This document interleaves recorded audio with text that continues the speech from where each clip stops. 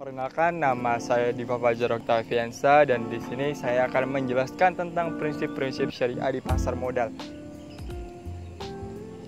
Prinsip-prinsip syariah di pasar modal adalah prinsip-prinsip hukum Islam di dalam kegiatan di bidang pasar modal berdasarkan fatwa Dewan Syariah Nasional Majelis Ulama Indonesia atau yang biasa disingkat dengan DSN MUI. Pada bab 2, pasal 2 Fatwa Dewan Syariah Nasional nomor 40 DSN MUI 10 tahun 2003 tentang pasar modal dan pedoman umum dalam penerapan prinsip syariah di bidang pasar modal yang berbunyi pasar modal beserta seluruh mekanisme kegiatannya, terutama mengenai emiten, jenis efek yang diperdagangkan, kemudian mekanisme perdagangannya dipandang telah sesuai dengan syariah apabila telah memenuhi prinsip-prinsip syariah. Yang kedua, ada suatu efek dipandang telah memenuhi prinsip-prinsip syariah apabila telah memperoleh pernyataan kesesuaian syariah.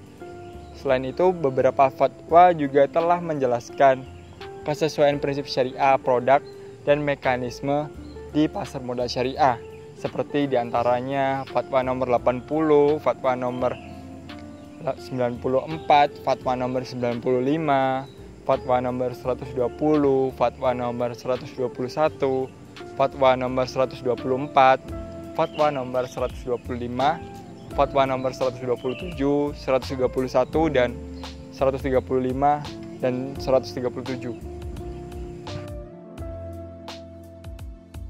Kegiatan pembiayaan investasi di pasar modal pada prinsipnya adalah kegiatan yang dilakukan oleh pemilik harta atau yang biasa disebut dengan sohibul mal terhadap emiten, yaitu pemilik usaha, yang dimana pemilik harta berharap memperoleh keuntungannya dan juga atau manfaat tertentu.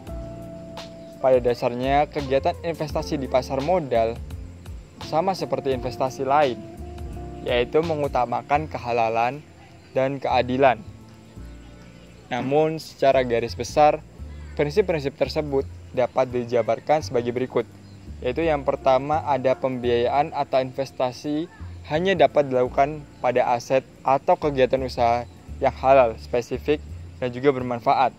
Yang kedua, ada karena uang yang merupakan alat bantu pertukaran nilai di mana pemilik harta akan memperoleh bagi hasil dari kegiatan usaha tersebut, maka pembiayaan dan investasi harus pada mata uang yang sama dengan pembukuan kegiatan usaha. Yang ketiga, ada akad yang terjadi antara pemilik harta dengan emiten harus jelas. Tindakan maupun informasinya harus transparan dan tidak boleh menimbulkan keraguan yang dapat menimbulkan kerugian di salah satu pihak. Yang keempat, ada pemilik harta maupun emiten tidak boleh mengambil risiko yang melebihi kemampuannya dan dapat menimbulkan kerugian. Yang kelima, ada penekanan pada mekanisme yang wajar dan prinsip kehati-hatian pada investor maupun emiten. Penerapan prinsip syariah secara utuh dan lengkap dalam kegiatan di pasar modal syariah harus berdasarkan pada landasan-landasan yang sesuai dengan ajaran Islam.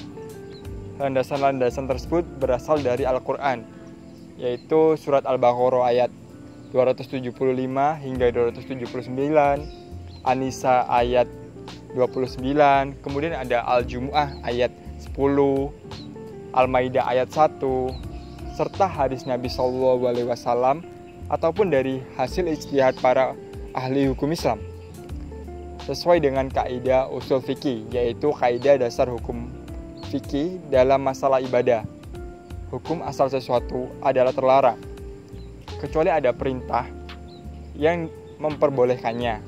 Sedangkan dalam masalah muamalah, hukum asal sesuatu adalah diperbolehkan kecuali ada larangannya. Nah, dengan demikian, berdasarkan syariah Islam, pada prinsipnya segala perikatan adalah diperbolehkan kecuali ada nas yang melarangnya. Perikatan-perikatan yang berkaitan dengan kerjasama usaha, penanaman modal, utang piutang, pinjam meminjam, jual beli dan sebagainya, pada dasarnya diperbolehkan dilakukan oleh seorang muslim dengan anggota masyarakat lainnya, sepanjang dalam perikatan tersebut tidak terdapat hal-hal yang dilarang oleh agama. Nah, mungkin itu saja yang dapat saya sampaikan tentang prinsip-prinsip pasar modal syariah. Kurang lebihnya mohon maaf. Dan terima kasih telah menonton video ini.